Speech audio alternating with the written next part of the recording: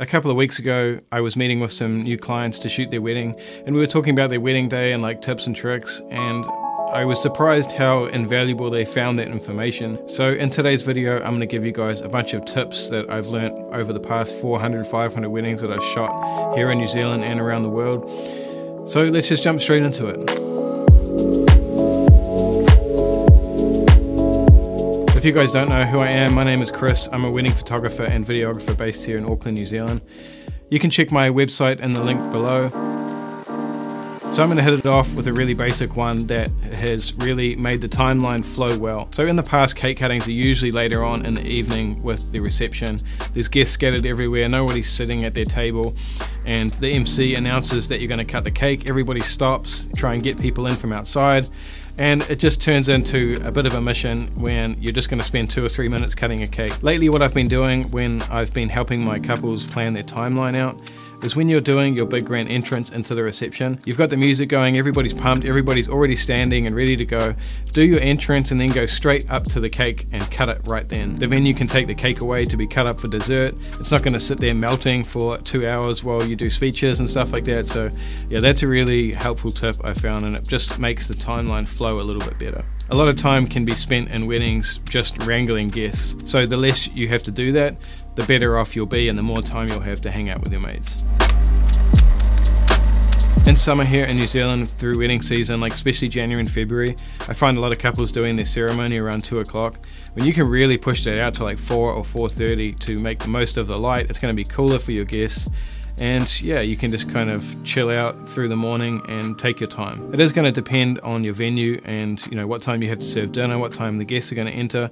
But 4 o'clock, 4:30 is a really great time for a ceremony in summer in New Zealand.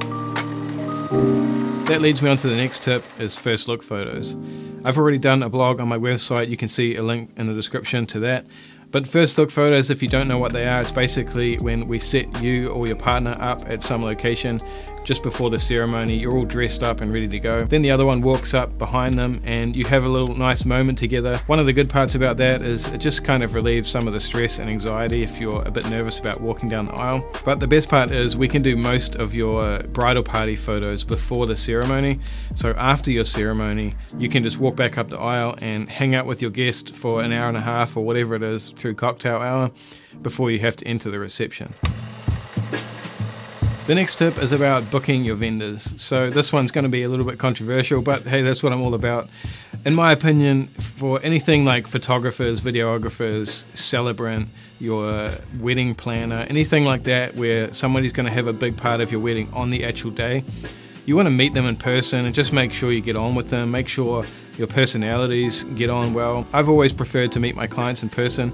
It's not always possible, but I'll do a video call or something like that. And I've always said in the past, if your personalities clash or you're just not on the same page with your wedding, personally I'd rather just recommend somebody else, because I don't want to ruin your day. I want you to get the photos and video that you really want, and you've just got to be on the same page. So in my opinion, it's really worth meeting your vendors in person. The next one is really, really important, and it can dramatically change your wedding day. Having a really good MC is key to having a really smooth reception.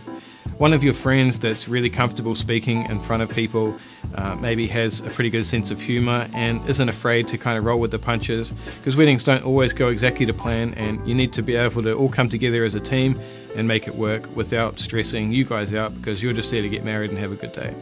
So having a really good MC is invaluable, and from my experience, the MCs that do a really good job, they love doing it. So they probably want to be a part of it anyway. So look for someone cool, that's fun, that can get the job done, and ask them to be your MC and be a part of your wedding day.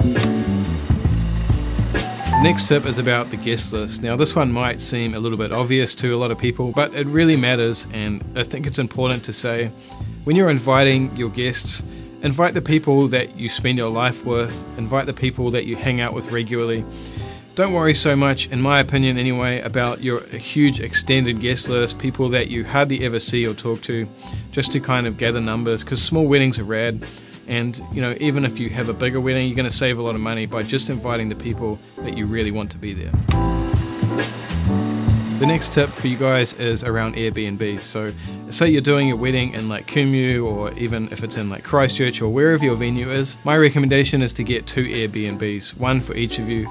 So one of you can get an Airbnb for the night before, so you can kind of hang out there with your guys or your girls or whoever, and get ready there in the morning, and you've got a cool place that photographs well. And then the other person get a house for the day before and the night of the wedding, so you have somewhere to go back to that's close to the venue, that you can just hang out. You don't have to worry about going back to your house and cleaning up.